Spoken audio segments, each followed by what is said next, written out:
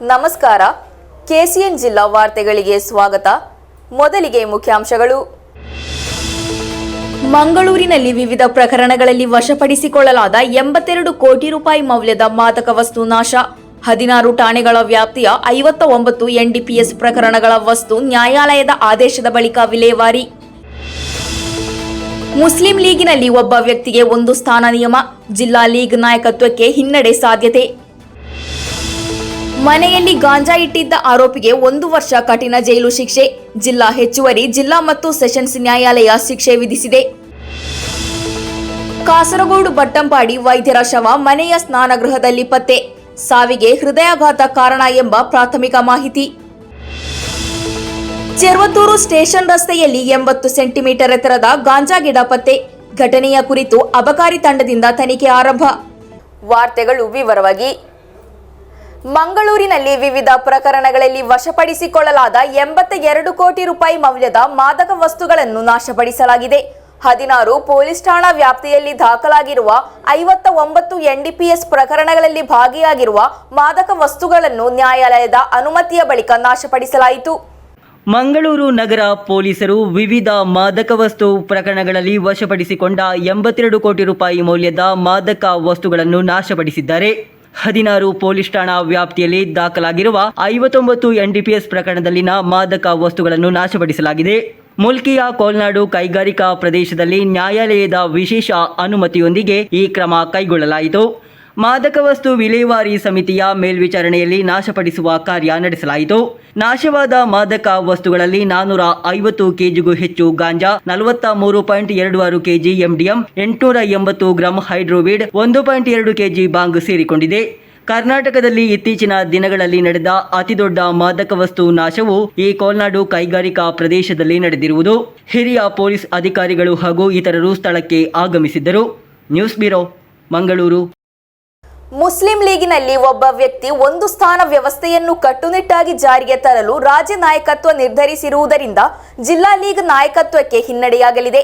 ಇದರೊಂದಿಗೆ ಕಲ್ಲಟ್ರ ಮಾಹಿನ್ ಹಾಜಿಗೆ ಲೀಗ್ ಜಿಲ್ಲಾ ಅಧ್ಯಕ್ಷ ಹಾಗೂ ಯುಡಿಎಫ್ ಅಧ್ಯಕ್ಷ ಹುದ್ದೆಯನ್ನು ತ್ಯಜಿಸಬೇಕಾದ ಸ್ಥಿತಿ ನಿರ್ಮಾಣವಾಗಲಿದೆ. ಕಾಸರಗೋಡು ಮುಸ್ಲಿಂ ಲೀಗಿನಲ್ಲಿ ಒಬ್ಬ ವ್ಯಕ್ತಿ 1 ಸ್ಥಾನ ವ್ಯವಸ್ಥೆಯನ್ನು ಕಟ್ಟುನಿಟ್ಟಾಗಿ ಜಾರಿಗೆ ತರಲು ರಾಜ್ಯ ನಾಯಕತ್ವ ನಿರ್ಧರಿಸಿರುವುದರಿಂದ ಜಿಲ್ಲಾ ಲೀಗ್ ನಾಯಕತ್ವದಲ್ಲೂ ಅಲುಗಾಡುವಿಕೆಗೆ ವೇದಿಕೆ ಸಜ್ಜಾಗಿದೆ. ಸಂಸದೀಯ ಹುದ್ದೆಗಳನ್ನು ಹೊಂದಿರುವವರು ಸಾಂಸ್ಥಿಕ ಹುದ್ದೆಗಳಿಂದ ಕೆಳಗಿಳಿಯಬೇಕೆಂದು ಲೀಗ್ ರಾಜ್ಯ ಅಧ್ಯಕ್ಷ ಸಾದಿಕ್ ಅಲಿ ಶಿಹಾಬ್ ತಂಗಳು ಒತ್ತಾಯಿಸಿದ್ದಾರೆ. ಪಕ್ಷದ ಸಚಿವರು ಹಾಗೂ ಶಾಸಕರು ಪ್ರಸ್ತುತ ಹೊಂದಿರುವ ಪಕ್ಷದ ಸ್ಥಾನಗಳು, ಫೀಡರ್ ಸಂಸ್ಥೆಗಳಲ್ಲಿನ ಸ್ಥಾನಗಳನ್ನು ತಕ್ಷಣವೇ ಖಾಲಿ ಮಾಡಬೇಕು ಎಂದವರು ನಿರ್ದೇಶನ ನೀಡಿದ್ದಾರೆ. ಇದರೊಂದಿಗೆ ಕಳೆದ ವಿಧಾನಸಭಾ ಚುನಾವಣೆಯಲ್ಲಿ ಕಾಸರಗೋಡು ಕ್ಷೇತ್ರವನ್ನು ಅನುಕೂಲಕರ ಬಹುಮತದೊಂದಿಗೆ ಗೆದ್ದ ಶಾಸಕ ಕಲ್ಲಟ್ರ ಮಾಹಿನ್ 2 ಸ್ಥಾನಗಳನ್ನು ಕೆಳಗಿಳಿಯಬೇಕಾಗುತ್ತದೆ. ಪ್ರಸ್ತುತ ಮುಸ್ಲಿಂ ಲೀಗ್ ಜಿಲ್ಲಾಧ್ಯಕ್ಷ ಸ್ಥಾನ ಹಾಗೂ ಯುಡಿಎಫ್ ಜಿಲ್ಲಾಧ್ಯಕ್ಷ ಹುದ್ದೆಯಿಂದ ಕೆಳಗಿಳಿಯಬೇಕಾಗುತ್ತದೆ. News bureau, Kasaragod. ಮನೆಯಲ್ಲಿ ಗಾಂಜಾ ಇಟ್ಟುಕೊಂಡಿದ್ದ ಪ್ರಕರಣದಲ್ಲಿ ಆರೋಪಿಗೆ 1 ವರ್ಷ ಕಠಿಣ ಜೈಲು ಶಿಕ್ಷೆ ಹಾಗೂ ದಂಡ ವಿಧಿಸಲಾಗಿದೆ. ಮಂಜೇಶ್ವರದ ಮೀಂಜಾ ಮಿಯಪದವ್ ನಿವಾಸಿ ವಿನ್ಸೆಂಟ್ ಡಿ ಸೋಜಾ ಎಂಬಾತನಿಗೆ ಜಿಲ್ಲಾ ಹೆಚ್ಚುವರಿ, ಜಿಲ್ಲಾ ಮತ್ತು ಸೆಷನ್ಸ್ ನ್ಯಾಯಾಲಯ ಶಿಕ್ಷೆ ವಿಧಿಸಿದೆ. ಮನೆಯಲ್ಲಿ ಅಕ್ರಮವಾಗಿ ಗಾಂಜಾ ಸಂಗ್ರಹಿಸಿಟ್ಟ ಪ್ರಕರಣದಲ್ಲಿ ಆರೋಪಿಗೆ ಜೈಲು ಶಿಕ್ಷೆ ಹಾಗೂ ದಂಡ ವಿಧಿಸಿ ನ್ಯಾಯಾಲಯ ತೀರ್ಪು ನೀಡಿದೆ. ಮಂಜೇಶ್ವರ ತಾಲೂಕು ಮೀಂಜಾ ಗ್ರಾಮದ ಮಿಯಪದವು ನಿವಾಸಿ ವಿನ್ಸೆಂಟ್ ಡಿಸೋಜಾ ಎಂಬಾತನಿಗೆ ಕಾಸರಗೋಡು ಹೆಚ್ಚುವರಿ ಜಿಲ್ಲಾ ಹಾಗೂ ಸತ್ರ ನ್ಯಾಯಾಲಯವು ಶಿಕ್ಷೆ ವಿಧಿಸಿದೆ. ಜಡ್ಜ್ ರಾಮು ರಮೇಶ ಚಂದ್ರಬಾನು ಆರೋಪಿಗೆ 1 ವರ್ಷ ಕಠಿಣ ಜೈಲು ಶಿಕ್ಷೆ ಹಾಗೂ 20,000 ರೂಪಾಯಿ ದಂಡ ವಿಧಿಸಿದ್ದಾರೆ. ದಂಡ ಪಾವತಿಸಲು ವಿಫಲವಾದರೆ ಹೆಚ್ಚುವರಿಯಾಗಿ 2 ತಿಂಗಳು ಜೈಲು ಶಿಕ್ಷೆ ಅನುಭವಿಸಬೇಕಾಗುತ್ತದೆ. 2020 ಜೂನ್ 15ರಂದು ನಡೆಸಿದ ಶೋಧದ ಸಮಯದಲ್ಲಿ ವಿನ್ಸೆಂಟ್ ಡಿಸೋಜಾ ಎಂಬಾತನನ್ನು ಪೊಲೀಸರು ಬಂಧಿಸಿದ್ದಾರೆ. ಆರೋಪಿಯ ಮನೆಯ ಹಾಸಿಗೆಯ ಕೆಳಗೆ ಅಡಗಿಸಿಟ್ಟ 3.800 ಕೆಜಿ ಗಾಂಜಾವನ್ನು ಪೊಲೀಸರು ಪತ್ತೆ ಹಚ್ಚಿದ್ದರು. ಮಂಜೇಶ್ವರ ಸಬ್ ಇನ್ಸ್ಪೆಕ್ಟರ್ ಆಗಿದ್ದ A Balachandran, ASI Ramachandran, police ಅಧಿಕಾರಿಗಳಾದ ಮನು ಕೆ, ಅಭಿಜಿತ್ ಮೋಹನ್ ಹಾಗೂ ತೃಷ್ಣಾ ಅವರು ಆರೋಪಿಯನ್ನು ಗಾಂಜಾ ಸಹಿತ ಬಂಧಿಸಿದರು. ಬಳಿಕ ಮಂಜೇಶ್ವರ ಇನ್ಸ್ಪೆಕ್ಟರ್ಗಳಾದ ಅನುಬು ಕುಮಾರ್ ಹಾಗೂ ಶೈನ್ ಕೆಪಿ ಪ್ರಕರಣದ ತನಿಖೆಯನ್ನು ಪೂರ್ಣಗೊಳಿಸಿದರು. ಅರುಣ್ ದಾಸ್ ನ್ಯಾಯಾಲಯದಲ್ಲಿ ಆರೋಪಿ ಪಟ್ಟಿ ಸಲ್ಲಿಸಿದರು. ಹೆಚ್ಚುವರಿ ಸರ್ಕಾರಿ ವಕೀಲ ಚಂದ್ರಮೋಹನ್ ಜಿ ಹಾಗೂ ಅಡ್ವೊಕೇಟ್ ಚಿತ್ರಕಲಾ ಪ್ರಾಸಿಕ್ಯೂಷನ್ ಪರವಾಗಿ ವಾದ ಮಂಡಿಸಿದರು. News bureau, Kasaragod. Cheruvathur railway ನಿಲ್ದಾಣ ರಸ್ತೆಯಲ್ಲಿ ಗಾಂಜಾ ಗಿಡ ಪತ್ತೆಯಾಗಿದೆ. ಸ್ಟೇಷನ್ ರಸ್ತೆಯ ವಿಎಸ್ ಕಾಂಪ್ಲೆಕ್ಸ್ ಬಳಿ 80 ಸೆಂಟಿಮೀಟರ್ ಎತ್ತರದ ಗಾಂಜಾ ಗಿಡ ಪತ್ತೆಯಾಗಿದೆ. ಘಟನೆಯ ಬಗ್ಗೆ ಅಬಕಾರಿ ತಂಡ ತನಿಖೆ ಆರಂಭಿಸಿದೆ. ಚೆರ್ವತ್ತೂರು ರೈಲ್ವೆ ನಿಲ್ದಾಣ ರಸ್ತೆಯಲ್ಲಿ ಗಾಂಜಾ ಗಿಡ ಪತ್ತೆಯಾಗಿದೆ.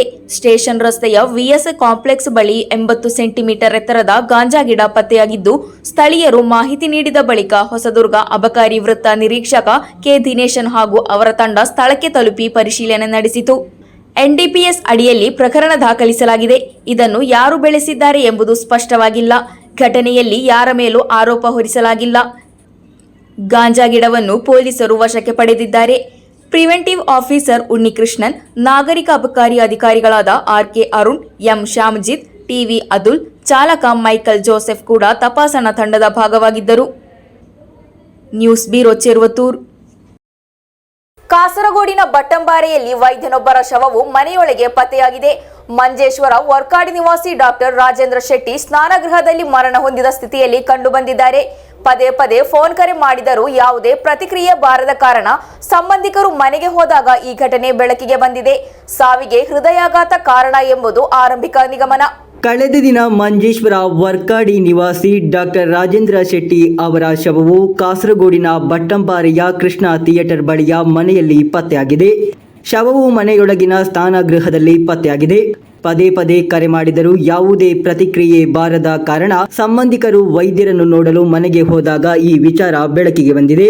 ಬಳಿಕ ಸಂಬಂಧಿಕರು ಸ್ಥಳೀಯ ನಿವಾಸಿಗಳಿಗೆ ಹಾಗೂ ಪೊಲೀಸರಿಗೆ ಮಾಹಿತಿ ನೀಡಿದರು. ಮರಣ ಸಂಭವಿಸಿ ಹಲವು ದಿನಗಳಾಗಿವೆ ಎಂಬುದು ಪೊಲೀಸರ ಆರಂಭಿಕ ನಿಗಮನ. ಕಾಸರಗೋಡು ನಗರ ಪೊಲೀಸರು ಸ್ಥಳಕ್ಕೆ ತಲುಪಿ ವಿಚಾರಣೆ ಪೂರ್ಣಗೊಳಿಸಿದರು.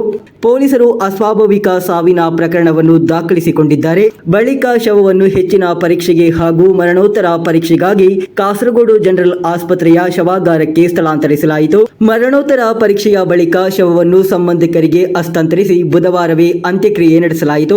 ವೈದ್ಯರ ಸಾವು ಹೃದಯ ಅಪಘಾತದಿಂದ ಸಂಭವಿಸಿದೆ ಎಂಬುದು ಪ್ರಾಥಮಿಕ ನಿಗಮನ. ವಿವರವಾದ ಮರಣೋತ್ತರ ಪರೀಕ್ಷೆಯ ವರದಿ ಬಂದ ಬಳಿಕವೇ ಸಾವಿನ ನಿಖರವಾದ ಸಮಯ ಹಾಗೂ ಕಾರಣ ಸ್ಪಷ್ಟವಾಗುತ್ತದೆ ಎಂದು ಪೊಲೀಸರು ತಿಳಿಸಿದ್ದಾರೆ. ಡಾಕ್ಟರ್ ರಾಜೇಂದ್ರ ಶೆಟ್ಟಿ ಕಳೆದ 16 ವರ್ಷಗಳಿಂದ ಬಟ್ಟಂಪಾರೆಯಲ್ಲಿರುವ ಈ ಮನೆಯಲ್ಲಿ ಒಂಟಿಯಾಗಿಯೇ ವಾಸಿಸುತ್ತಿದ್ದರು. ಕಾಸರಗೋಡು ಕಿಮ್ಸ್ ಆಸ್ಪತ್ರೆ ಹಾಗೂ ಚೆಂಗಳ ಸಹಕಾರಿ ಆಸ್ಪತ್ರೆಯಲ್ಲಿ ದೀರ್ಘಕಾಲ ವೈದ್ಯರಾಗಿ ಸೇವೆ ಸಲ್ಲಿಸಿದ್ದ ಅವರು ಕಳೆದ 2 ವರ್ಷಗಳಿಂದ ಸಂಪೂರ್ಣವಾಗಿ ನಿವೃತ್ತರಾಗಿದ್ದರು. ದಿವಂಗತ ಸೀತಾರಾಮ ಶೆಟ್ಟಿ ಹಾಗೂ ಸುಂದರಿ ಶೆಟ್ಟಿಯವರ ಪುತ್ರರಾಗಿದ್ದಾರೆ ಮರಣ ಹೊಂದಿದ doctor Rajendra Shetty. News bureau, Kasaragod. ಪರಪ್ಪದಲ್ಲಿ ಕುಡಿದು ಅಪಾಯಕಾರಿಯಾಗಿ ವಾಹನ ಚಲಾಯಿಸುತ್ತಿದ್ದ ಥಾರ್ ಜೀಪ್ ಚಾಲಕನನ್ನು ಪೊಲೀಸರು ವಶಕ್ಕೆ ಪಡೆದುಕೊಂಡಿದ್ದಾರೆ. ತಮಿಳುನಾಡಿನ ಧರ್ಮಪುರಿ ನಿವಾಸಿ ಡಿ ಶ್ಯಾಮರಾಜ್ ಎಂಬಾತನನ್ನು ಪೊಲೀಸರು ವಶಕ್ಕೆ ಪಡೆದುಕೊಂಡಿರುವುದು. ಪರಪ್ಪದಲ್ಲಿ ಕುಡಿದು ವಾಹನ ಚಲಾಯಿಸುತ್ತಿದ್ದ ಥಾರ್ ಜೀಪ್ ಚಾಲಕನನ್ನು ಪೊಲೀಸರು ವಶಕ್ಕೆ ಪಡೆದುಕೊಂಡಿದ್ದಾರೆ. ತಮಿಳುನಾಡಿನ ಧರ್ಮಪುರಿ ನಿವಾಸಿ ಡಿ ಶ್ಯಾಮರಾಜ್ ಎಂಬಾತನನ್ನು ಪೊಲೀಸರು ವಶಕ್ಕೆ ಪಡೆದುಕೊಂಡಿರುವುದು. ಪರಪ್ಪ ನಗರದಲ್ಲಿ ಈ ಘಟನೆ ಸಂಭವಿಸಿದೆ. ತಮಿಳುನಾಡಿನಲ್ಲಿ ನೋಂದಾಯಿಸಲಾದ ವಾಹನವನ್ನು ಘಟನೆಯ ಬಳಿಕ ಪೊಲೀಸರು ವಶಕ್ಕೆ ಪಡೆದುಕೊಂಡಿದ್ದಾರೆ. ವಾಹನದ ಟೈರ್ ಪಂಚರಾದ ಸ್ಥಿತಿಯಲ್ಲಿ ಕಂಡುಬಂದಿದೆ. ಚಾಲಕ ತುಂಬಾ ಕುಡಿದುದರಿಂದ ಎದ್ದು ನಿಲ್ಲಲು ಸಹ ಸಾಧ್ಯವಾಗುತ್ತಿರಲಿಲ್ಲ ಎಂದು ಸ್ಥಳೀಯರು ಆರೋಪಿಸಿದ್ದಾರೆ. ಸ್ಥಳೀಯರಿಂದ ಬಂದ ಮಾಹಿತಿಯ ಬಳಿಕ ವೆಳ್ಳರಿಕುಂಡು ಪೊಲೀಸರು ಸ್ಥಳಕ್ಕೆ ತಲುಪಿ ಚಾಲಕನನ್ನು ಬಂಧಿಸಿದ್ದಾರೆ. News bureau, Parappa. ಪರಿವಾರ ಬಂಟರ ಸಂಘ ಮಂಗಳೂರು ಇದರ ಅಡೂರು ವಲಯದ ಆಟಿಕೂಟದ ಕಾರ್ಯಕ್ರಮವು ಮಂಡೆಬೆಟ್ಟು ಪ್ರವೀಣ್ ನಾಯ್ಕ್ ಅವರ ನಿವಾಸದಲ್ಲಿ ನಡೆಯಿತು. ರವಿಶಂಕರ್ ನಾಯ್ಕ್ ಚಂದ್ರಂಬೈಲ್ ಅವರ ಅಧ್ಯಕ್ಷತೆಯಲ್ಲಿ ನಡೆದ ಕಾರ್ಯಕ್ರಮವನ್ನು ವಿಶ್ವನಾಥ ನಾಯ್ಕ್ ಅರೇಹಳ್ಳಿ, ಮನೋಹರ ನಾಯ್ಕ್ ಕೋಳಿಕೆಮಾರ್, ಪ್ರಕಾಶ್ ನಾಯ್ಕ್ ಅಲಿಕೋಡಿ ಮುಂತಾದ ಗಣ್ಯರು ಕಾರ್ಯಕ್ರಮದಲ್ಲಿ ಉಪಸ್ಥಿತರಿದ್ದರು. ಸಂಘದ ಮಹಿಳೆಯರು ಅವರವರ ಮನೆಯಲ್ಲಿ ಮಾಡಿದಂತಹ ಆಟಿ ತಿಂಗಳಲ್ಲಿ ತಿನ್ನುವಂತಹ ಸುಮಾರು 45 ಖಾದ್ಯವನ್ನು ಕೂಟದಲ್ಲಿ ಸವಿಯಲಾಯಿತು. ಕಳೆದ ಚುನಾವಣೆಯಲ್ಲಿ ಚುನಾಯಿತರಾದ ಪರಿವಾರ ಬಂಟ ಸಮಾಜದವರಾದ ದೇಲಂಪಾಡಿ ಪಂಚಾಯತ್ ಕ್ಷೇಮ ಕಾರ್ಯಸ್ಥಾಯಿ ಸಮಿತಿ ರತನ್ ನಾಯ್ಕ್ ಪಾಳಲೆ ಕೊಚ್ಚಿ, ಕಾರಡ್ಕ ಗ್ರಾಮ ಪಂಚಾಯತ್ ಆರೋಗ್ಯ ಮತ್ತು ಶಿಕ್ಷಣ ಸ್ಥಾಯಿ ಸಮಿತಿ ಅಧ್ಯಕ್ಷೆ ವಸಂತಿ ನಾಯ್ಕ ಅದೂರು, ದೇಲಂಪಾಡಿ ಗ್ರಾಮ ಪಂಚಾಯತ್ ಸದಸ್ಯೆ ಪ್ರಮೀಳಾ ಸಿ ನಾಯ್ಕ್, ಬೆಳ್ಳೂರು ಸೇವಾ ಸಹಕಾರಿ ಬ್ಯಾಂಕ್ ನಿರ್ದೇಶಕಿ ಪ್ರಶಾಂತ್ ಕೆ ನಾಯ್ಕ್ ಪುಳಿತ್ತಡಿ, ಪ್ರಗತಿಪರ ಕೃಷಿಕ ನವೀನ್ ನಾಯ್ಕ್ ಹೊಸಮನೆ ಪಾಂಡಿ ಅವರನ್ನು ಗೌರವಿಸಲಾಯಿತು. ಈ ಕಾರ್ಯಕ್ರಮದ ಸಂಘಟಕರಾದ ಅಶೋಕ್ ನಾಯ್ಕ್ ಪಾಂಡಿ, ಪ್ರದೀಪ್ ನಾಯ್ಕ್ ಬೆಳ್ಳೂರು, ಪ್ರವೀಣ್ ನಾಯ್ಕ್ ಮಂಡೆಬೆಟ್ಟು, ರವಿಚಂದ್ರ ನಾಯ್ಕ್ ಮಂಡೆಬೆಟ್ಟು, ಸುಬ್ರಹ್ಮಣ್ಯ ನಾಯ್ಕ್ ಬೆಳರ್ಕಜೆ ಮುಂತಾದವರು ಸಹಕರಿಸಿದರು. ಮಧ್ಯಾಹ್ನ ಸಂಘದ ಮಹಿಳೆಯರು ಅವರವರ ಮನೆಯಲ್ಲಿ ತಯಾರಿಸಿದ ಆಟಿ ತಿಂಗಳಲ್ಲಿ ತಿನ್ನುವಂತಹ ಸುಮಾರು 45 ಖಾದ್ಯಗಳನ್ನು ಬಡಿಸಲಾಯಿತು. ಯಶವಂತ ನಾಯ್ಕ್ ಬೆಂಗಳೂರು ಸ್ವಾಗತಿಸಿದರು. ಬಾಲಕೃಷ್ಣ ನಾಯ್ಕ ಪೆಲಮರ್ವ ಕಾರ್ಯಕ್ರಮ ನಿರ್ವಹಿಸಿ ಧನ್ಯವಾದವಿತ್ತರು. ಇದೇ ಸಂದರ್ಭ ನೂತನ ಸಮಿತಿಯನ್ನು ರಚಿಸಲಾಯಿತು. ಅಧ್ಯಕ್ಷರಾಗಿ ಅಶೋಕ್ ನಾಯ್ಕ ತಲೆಮನೆ, ಪ್ರಧಾನ ಕಾರ್ಯದರ್ಶಿ ಪ್ರದೀಪ್ ಕುಮಾರ್ ಪಿ ಬೆಳ್ಳೂರು, ಉಪಾಧ್ಯಕ್ಷರಾಗಿ ಪ್ರಕಾಶ್ ನಾಯ್ಕ ಪಾಂಡಿ, ಕಾರ್ಯದರ್ಶಿಯಾಗಿ ಪ್ರಮೀಳಾ ಸಿ ನಾಯ್ಕ ಅಡೂರು, ಕೋಶಾಧಿಕಾರಿಯಾಗಿ ರತನ್ ನಾಯ್ಕ ಪಾಳಲೆ ಕೊಚ್ಚಿ ಉಪಸ್ಥಿತರಿದ್ದರು. News bureau Kasaragod. ಸ್ವಾತಂತ್ರ್ಯ ದಿನದಂದು ವಾಮೋಸ್ನ ಫ್ರೀಡಂ ರನ್ ಅನ್ನು ಆಯೋಜಿಸಲಾಗುತ್ತಿದೆ. ಆಗಸ್ಟ್ 15ರಂದು ಬೆಳಿಗ್ಗೆ 6:15ಕ್ಕೆ ಆಗಮಿಸುವ ಮೊದಲ 300 ಜನರಿಗೆ ಜೆರ್ಸಿಗಳನ್ನು ನೀಡಲಾಗುವುದು ಎಂದು ಪದಾಧಿಕಾರಿಗಳು ಸುದ್ದಿಗೋಷ್ಠಿಯಲ್ಲಿ ತಿಳಿಸಿದರು. ಈ ಬರುವ ಸ್ವಾತಂತ್ರ್ಯ ದಿನದಂದು ವಾಮೋಸ್ ನೇತೃತ್ವದಲ್ಲಿ ಫ್ರೀಡಂ ರನ್ 3 ಆಯೋಜಿಸುತ್ತಿದೆ. ಸುಮಾರು 1,000 ಜನರು ഭാഗവഹിಸುವ ನಿರೀಕ್ಷೆ ಇದೆ ಎಂದು, ಅದಕ್ಕಾಗಿ ನೋಂದಣಿ ಪ್ರಾರಂಭವಾಗಿದೆ ಎಂದು പദാധികാരിಗಳು ತಿಳಿಸಿದ್ದಾರೆ. വാമോസിന്റെ പ്രത്യേകത എന്ന് പറയുന്നത് നമ്മൾ പ്രത്യേകിച്ച് അതിന് ഭാരവാഹികളോ മറ്റു കാര്യങ്ങളോ ഇല്ല. പക്ഷെ എല്ലാ ദിവസവും രാവിലെ നമ്മൾ വ്യായാമം ചെയ്യുമ്പോൾ അതിന് ഇൻസ്ട്രക്ടർ, ഒരു ക്യാപ്റ്റൻ എന്ന നിലയിൽ നമ്മുടെ ഷഫീഖ് അത് നിർവഹിക്കുന്നതാണ്. ഇത് അഷ്റഫ് സോണു, നാസർ, മുനീർ, ജിയാദ്, മുജീബ്, അബ്ദുള്ള, ഞങ്ങള് ഇത് ഒരാളാണ് ഇത് തുടങ്ങി വെച്ചത്. എല്ലാ ദിവസവും വ്യായാമം ചെയ്യുന്ന ഒരാൾ അലങ്കര ദക്കീറത്ത് സ്കൂൾ ഗ്രൗണ്ടിൽ എല്ലാ ദിവസവും വ്യായാമം ചെയ്യുകയും അത് മറ്റുള്ളവരിലേക്ക് എത്തുകയും അങ്ങനെ ഒരു 5 പേര് വാമോസ് എന്ന പേരിൽ ഒരു മോർണിംഗ് വർക്കൗട്ട് കൂട്ടായ്മ രൂപീകരിക്കുകയും ചെയ്തതാണ്. ഇന്ന് ഏകദേശം 100 ചില്ലാനം ആൾക്കാർ അതിൽ അംഗങ്ങളായിട്ടുണ്ട്. പ്രത്യേകിച്ച് സ്ഥാനമാനങ്ങളൊന്നും ഇല്ലെങ്കിലും എല്ലാ ദിവസവും വ്യായാമം ചെയ്യുന്നതിനും അതുപോലെ തന്നെ ഒരു കമ്മ്യൂണിറ്റി ഡെവലപ്മെന്റ് ഉണ്ടാക്കുന്നതിന് വേണ്ടിയുള്ള ശ്രമമാണ് വാമോസ് നടത്തുന്നത്. ഈ ആഗസ്റ്റ് 15-ന് ഇന്ത്യയുടെ സ്വാതന്ത്ര്യദിനത്തോടനുബന്ധിച്ച് നമ്മൾ ഫ്രീഡം റൺ 3 സംഘടിപ്പിക്കുകയാണ്.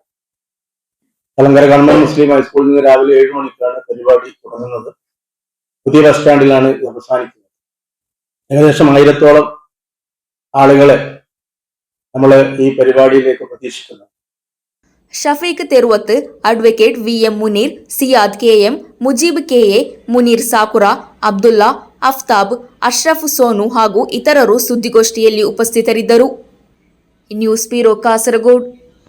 ಆಟಿ ತಿಂಗಳ ವಿಶೇಷತೆಗಳಲ್ಲಿ ಒಂದಾದ ಆಟಿ ತಿಂಗಳ ಕೂಟವನ್ನು ಶ್ರೀ ಕ್ಷೇತ್ರ ಧರ್ಮಸ್ಥಳ ಗ್ರಾಮಾಭಿವೃದ್ಧಿ ಯೋಜನೆಯ ಅಡಿಯಲ್ಲಿ ನಡೆಯುವ ಶ್ರೀದೇವಿ ಜ್ಞಾನ ವಿಕಾಸ ಕೇಂದ್ರದ ಸಭೆಯ ಆಶ್ರಯದಲ್ಲಿ ವಿಜೃಂಭಣೆಯಿಂದ ಆಚರಿಸಲಾಯಿತು.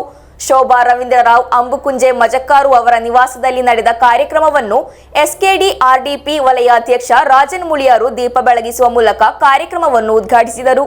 ಆಟಿಯ ಆಗಮನದೊಂದಿಗೆ ಗ್ರಾಮಗಳಲ್ಲಿ ಪರಂಪರಾಗತ ಪದ್ಧತಿಗಳ ಆಚರಣೆಗಳು ಕಂಡುಬರುತ್ತಿದ್ದು, ಈ ತಿಂಗಳಲ್ಲಿ ಬರುವ ಸಕಲ ಸಮಸ್ಯೆಗಳನ್ನು ಎದುರಿಸಲು ಅನನ್ಯ ಆಚರಣೆಗಳು ಗ್ರಾಮ ಪ್ರದೇಶದಲ್ಲಿ ಇಂದಿಗೂ ಆಚರಿಸಲಾಗುತ್ತಿದೆ.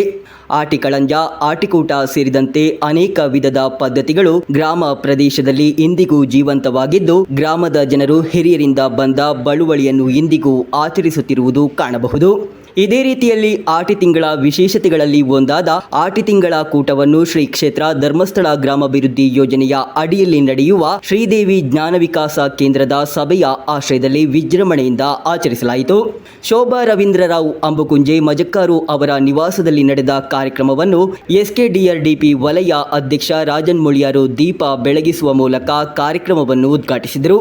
ಆಟಿ ತಿಂಗಳಲ್ಲಿ ಹೆಚ್ಚಾಗಿ ಆರೋಗ್ಯ ಸಮಸ್ಯೆಗಳು ಕಾಣಿಸಿಕೊಳ್ಳುತ್ತಿದ್ದು, ಆರೋಗ್ಯವನ್ನು ಕಾಪಾಡಿಕೊಳ್ಳಲು ಉತ್ತಮ ಆಹಾರ ಸೇವನೆ ಮುಖ್ಯ. ಅದಕ್ಕೆ ಆಟಿ ತಿಂಗಳಲ್ಲಿ ವಿಶೇಷ ಆಹಾರ ಪದ್ಧತಿಗಳನ್ನು ಹಿರಿಯರು ಕಂಡುಕೊಂಡಿದ್ದು, ಅದನ್ನು ಇಂತಹ ಒಕ್ಕೂಟಗಳ ಮೂಲಕ ನೆನಪಿಸಿಕೊಳ್ಳುತ್ತಿರುವುದು ಶ್ಲಾಘನೀಯ ಎಂದು ಹೇಳಿದರು.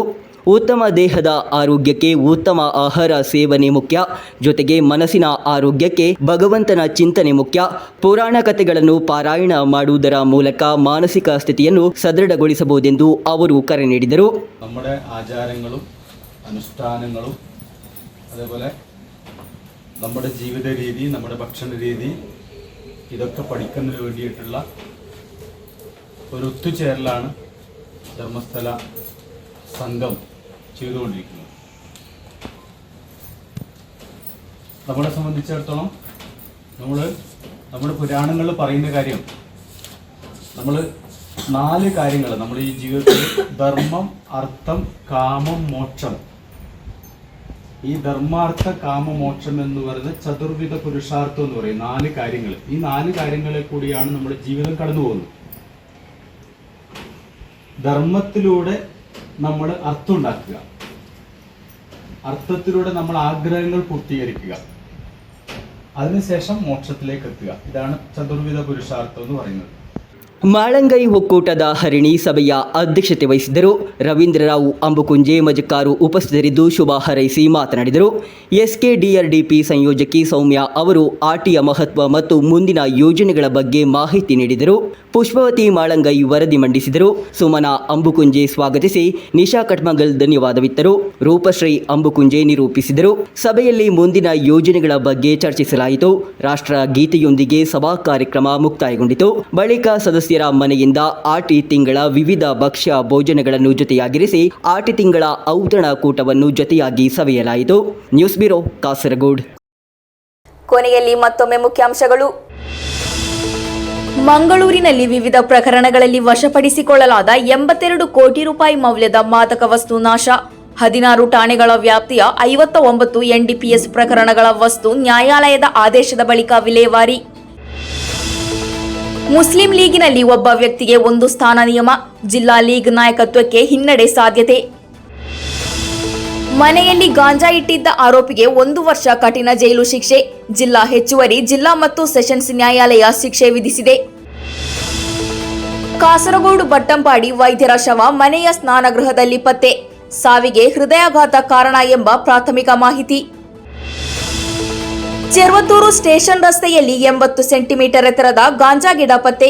ಘಟನೆಯ ಕುರಿತು ಅಬಕಾರಿ ತಂಡದಿಂದ ತನಿಖೆ ಆರಂಭ. ಇಂದಿನ ವಾರ್ತಾ ಸಂಚಿಕೆ ಇಲ್ಲಿಗೆ ಮುಕ್ತಾಯವಾಯಿತು. ಮುಂದಿನ ವಾರ್ತಾ ಸಂಚಿಕೆಯಲ್ಲಿ ಮತ್ತೆ ಭೇಟಿಯಾಗೋಣ. ವಂದನೆಗಳು.